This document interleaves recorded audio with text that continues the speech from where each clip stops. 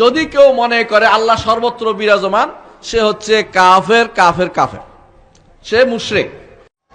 আল্লাহ সব জায়গায় আছে এই কথা সঠিক নয়। যদি আল্লাহ সব জায়গায় থাকেন তাহলে দুনিয়ার সব জায়গা ভালো না, কিছু কিছু খারাপ আছে।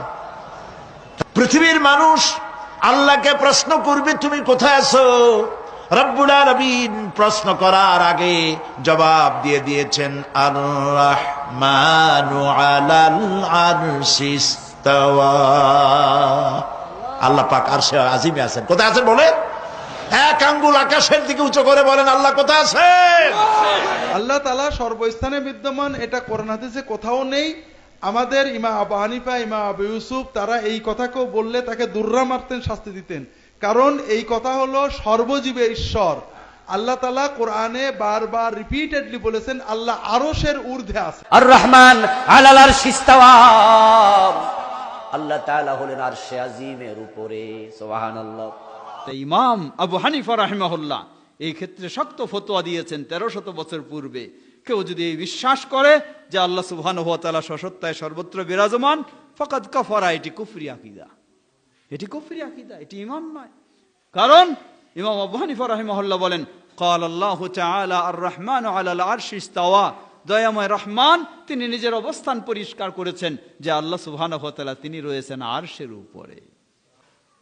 আসুন, আমি যেটি বলতে চাচ্ছিলাম, মেরাজে আকীদার একটি বড় শিক্ষা হলো ইমাম ইবনে আবিল ইজ আল হানাফি, হানাফি মাযহাবের প্রসিদ্ধ একজন ইমাম, আল আকীদা আত-তাহাবিয়া এই গ্রন্থের ব্যাখ্যা করতে গিয়ে শারহুল আকীদা আত-তাহাবিয়ায় ইমাম ইবনে আবিল ইজ আল হানাফি রাহিমাহুল্লাহ বলেন, মান তাদাব্বারা আহাদিস আল মিরাজ ফাসাবাতা আন সাবাতা উলুউল্লাহি তাআলা, যে ব্যক্তি মেরাজের হাদিসগুলি নিয়ে একটু চিন্তা করবে, একটু ভাববে, তার কাছে স্পষ্ট হবে যে আল্লাহ সুবহানাহু ওয়া তাআলা তিনি সর্বত্র বিরাজমান নন।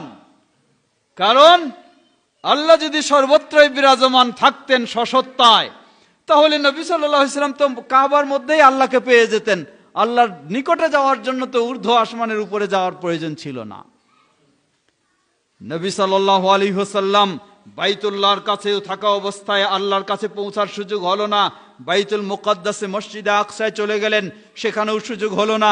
প্রথম আসমানেও সুযোগ হলো না, দ্বিতীয় আসমানেও সুযোগ হলো না, তৃতীয় চতুর্থ পঞ্চম সপ্তম পর্যন্ত হলো না, আরো ঊর্ধ্বে গেলেন। তারপরে তিনি আল্লাহর অতি নিকটে পৌঁছার সুযোগ লাভ করলেন। সুবহানাল্লাহ।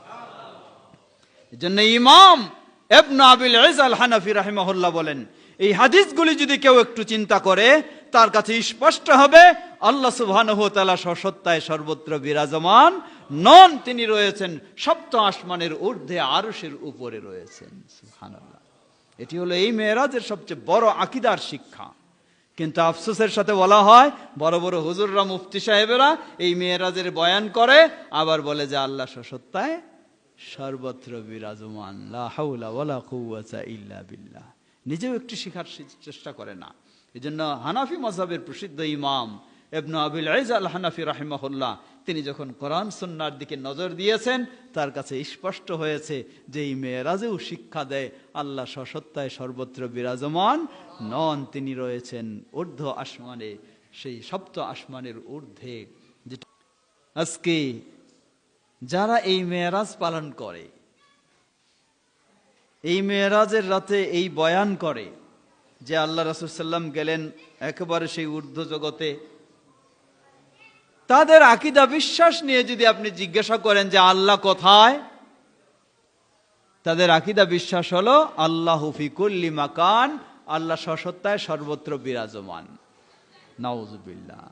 অথচ এটি কুফরি আকীদা। এই মেরাজ শিক্ষা দিচ্ছে, এই মেরাজ শিক্ষা দেয়